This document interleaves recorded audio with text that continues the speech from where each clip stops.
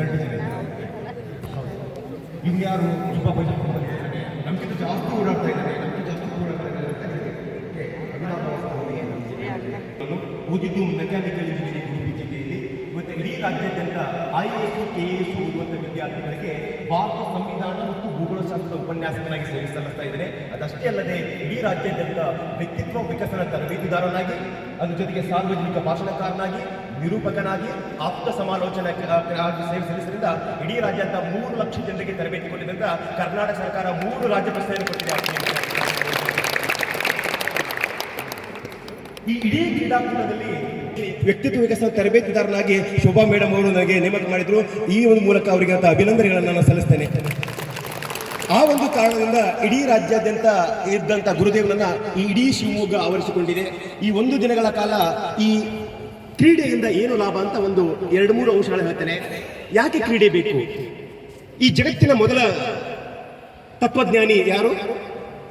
Socrates ಹೇಳ್ತಾರೆ, sound ಮೈಂಡಿನ sound body ಅಂತ.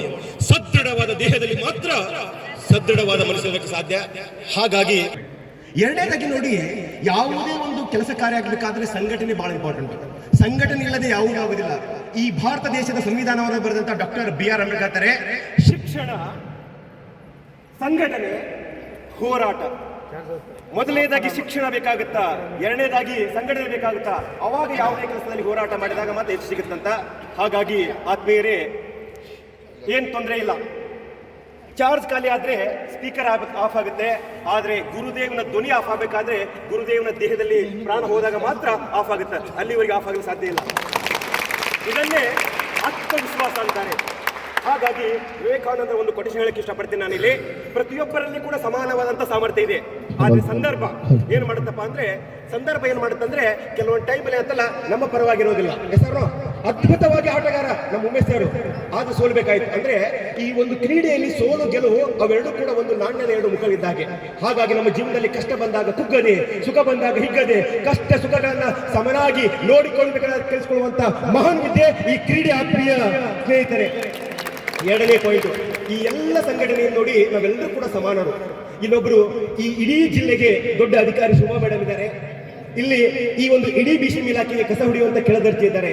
ಆದ್ರೆ ನಮ್ಮ ಪ್ರಕಾರ ಹುದ್ದೆಗಳು ಮೇಲೆ ಕೆಳಗಿದ್ದೇವೆ. ಆದ್ರೆ ಭಗವಂತನ ಪ್ರಕಾರ ಇಲ್ಲಿ ಯಾರು ಕೂಡ ಮೇಲೂ ಅಲ್ಲ ಕೀಳು ಅಲ್ಲ. ನಮಗೆ ಕೊಟ್ಟಂತ ಪ್ರತಿಯೊಂದು ಕೆಲಸವೂ ಕೂಡ ಅತ್ಯಂತ ಅದ್ಭುತವಾದ ಕೆಲಸ. ಹಾಗಾಗಿ ನಾವೆಲ್ಲರೂ ಕೂಡ ಒಂದುಗೂಡೋದಕ್ಕೆ ಭಗವಂತ ಕೊಟ್ಟಂತ ಅಮೂಲ್ಯವಾದ ಅವಕಾಶ ಈ ಒಂದು ಮೇಡಮ್ ಅವರು ಅದ್ಭುತವಾಗಿ ಮಾಡಿಕೊಟ್ಟಿದ್ದಾರೆ. ಹಾಗಾಗಿ ಕೊನೆಯದಾಗಿ ಒಂದು ವಿವೇಕಾನಂದರ ಚಿಂತೆ ಹೇಳಿ ನನ್ನ ಮಾತಿಗೆ ವಿರಾಮ ಹೇಳ್ತೇನೆ. All power is within you. Believe in that. Don't believe that you are weak. Weakness is sin and weakness is death. Stand up and express it within you because you are the creator of your own destiny ಅಂತ. ಇದರ ಕನ್ನಡದ ಭಾವಾರ್ಥ ಏನಾಗುತ್ತೆ ಅಂದ್ರೆ, ಎಲ್ಲಾ ಶಕ್ತಿಯು ನಮ್ಮ ಒಳಗೆ ಇದೆ. Believe in that. ಆ ಶಕ್ತಿ ನಮ್ಮಲ್ಲಿ ಇದೆ ಅಂತ ಹೇಳಿದಾಗ ಆವಾಗ ಮಾತ್ರ ಅದು ಕೆಲಸ ಮಾಡುತ್ತೆ. If you don't believe that, ಅದನ್ನು ನಂಬದಿದ್ದರೆ you are sin and weakness is death ಅಂದ್ರೆ ನೀನು ಅಶಕ್ತ ಅಂದ್ರೆ ಇದ್ದು ಸತ್ತಂಗ. Stand up and express it ನೀವು ಅಂದ್ರೆ ಎದ್ದೇಳು, ನಿನ್ನಲ್ಲಿರುವಂತಹ ಸಾಮರ್ಥ್ಯವನ್ನು ಇಡೀ ಪ್ರಪಂಚಕ್ಕೆ ತೋರಿಸು. Because you are the creator of your own destiny. ನಿನ್ನ ಬಾಳಿನ ಶಿಲ್ಪಿ ನೀನೇ ಅಂತ ಹೇಳ್ತಾ ಇದ್ದೀನಿ ಆತ್ಮೀಯರೇ. ನಿಮ್ಮ ಯಾರ ಮಕ್ಕಳು ಕೂಡ ಮುಂದೆ ನನ್ನ ಮಗ ಜಿಲ್ಲಾಧಿಕಾರಿ ಆಗಬೇಕು, ನನ್ನ ಮಗ ಅಸಿಸ್ಟೆಂಟ್ ಕಮಿಷನರ್ ಆಗಬೇಕಂದ್ರೆ ಆ ಇಡೀ ಸಮುದಾಯಕ್ಕೆ ನಾನು ಹೆಲ್ಪ್ ಮಾಡೋದಕ್ಕಿದ್ದೇನೆ. ಹಾಗಾಗಿ ನನ್ನ ಹೆಸರು ಗುರುದೇವ್ ಬಳ್ಳುಡಿ ಅಂತೇಳಿ. ನನ್ನ ಅಫಿಷಿಯಲ್ ನಂಬರು 8431843994. ಈ ನಂಬರ್ಗೆ ಸಂಪರ್ಕಿಸಿದ್ರೆ ನಿಮ್ಮ ಮಗು ಅಂತಲ್ಲ ಬೆಳೆಯುವ ಸಿರಿ ಮೊಳಕೆಯಲ್ಲಿ ಕಾಣುವಂತ ನನ್ನ ಮಗನ ಡಿಸ್ಟ್ರಿಕ್ಟ್ ಕಮಿಷನರ್ ಮಾಡಬೇಕು, ನನ್ನ ಮಗನ IPS ಮಾಡಬೇಕು, ನನ್ನ ಮಗನ ಅಸಿಸ್ಟೆಂಟ್ ಕಮಿಷನರ್ ಮಾಡ್ಬೇಕಂದ್ರೆ ಇವತ್ತೇ ನೀವು ಆ ಭದ್ರಬಣ್ಣವನ್ನು ಹಾಕಬೇಕಾಗುತ್ತೆ.